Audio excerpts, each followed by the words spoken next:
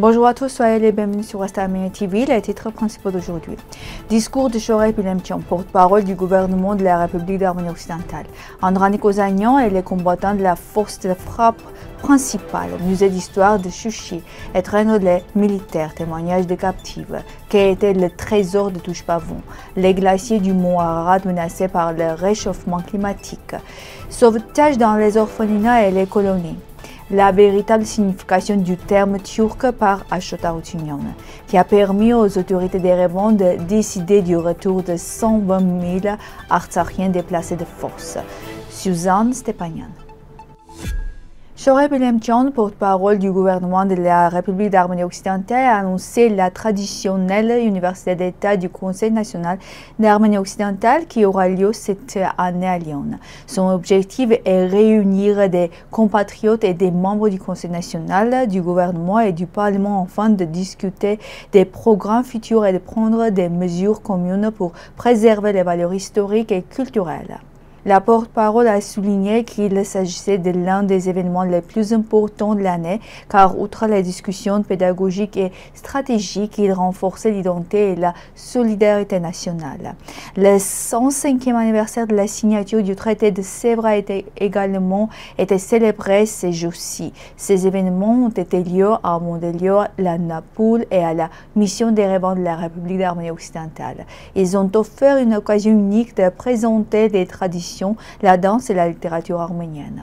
Ces expériences de la semaine ont une fois de plus souligné l'importance de notre mission, préserver l'histoire, promouvoir le patrimoine culturel et construire l'avenir ensemble.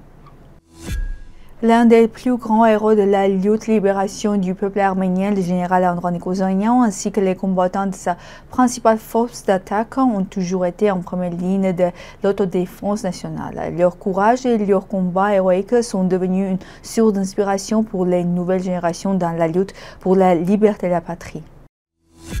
Parmi les 4 musées de Chouchi, 3 d'histoire, de beaux-arts et de géologie se trouvaient encore dans la ville lors de sa reddition et sont désormais passés aux mains de l'Azerbaïdjan. Le musée d'histoire, installé dans l'ancienne demeure du lieutenant-colonel Isaïe Karamanyan, abritait près de 5000 pièces retraçant d'origine arménienne de Chouchi, son rôle politique, commercial et culturel. Au fil du temps, les bâtiments servaient tour à tour de maternité, de musée de tapis, puis de musée historique. Son directeur, Ashot Arutunian, historien et chercheur, organisait de nombreuses expositions. Les havres des siècles, le génocide arménien de Chouchi en 1920, la libération de Chouchi. Le musée exposait armes, photos et objets de la guerre ainsi qu'un espace consacré au bienfaiteur Tatevos Tamirian. Aujourd'hui, ces trésors témoignent de l'identité arménienne de Chouchi perdue et captive. Puisse l'avenir offrir la force de libérer à nouveau cette perle blanche de l'Arménie. En 1916, les grands scientifiques arméniens Ovsep Orbeli, Nikolai Osmar menèrent des fouilles dans la partie nord-est de Touche-Pavon où fut découverte la célèbre porte du trésor. Deux niches voûtées taillées dans la roche y furent découvertes où fut conservée la chronique de Sardouri II. La porte du trésor est également souvent mentionnée dans des légendes. On raconte que derrière elle se trouve une salle remplie d'or et de joyaux gardés par deux gardiens armés d'épées éclairs. Ce lieu a conservé son importance culturelle jusqu'à aujourd'hui, tout en conservant une grande valeur historique et culturelle.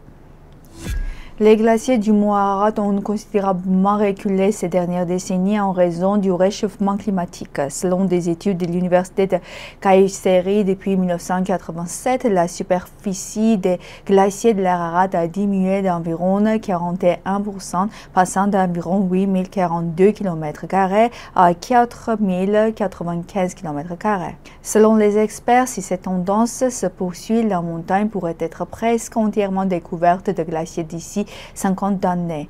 Il faut également rappeler que par le passé, les glaciers descendaient jusqu'à 3500 mètres d'altitude en hiver, alors qu'aujourd'hui, ils ont reculé à plus de 4000 mètres. Les scientifiques avertissent que la disparition des glaciers de l'Ararat comme celle du Kilimandjaro pourrait entraîner de graves problèmes environnementaux et hydrologiques.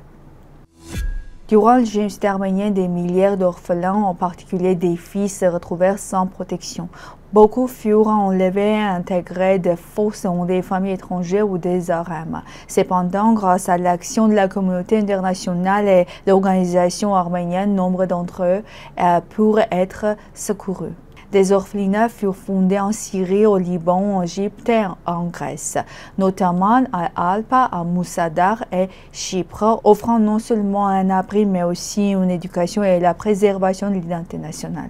Ces jeunes filles, devenues adultes, embrassèrent des rôles d'enseignement, d'éducatrices et d'artisans, contribuant activement à la reconstruction culturelle et sociale de la diaspora.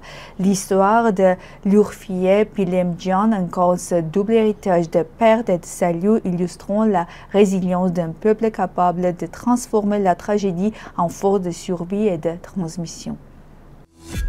La première mention du terme turc apparaît en 542 dans les chroniques chinoises. Son sens a profondément changé au fil des siècles.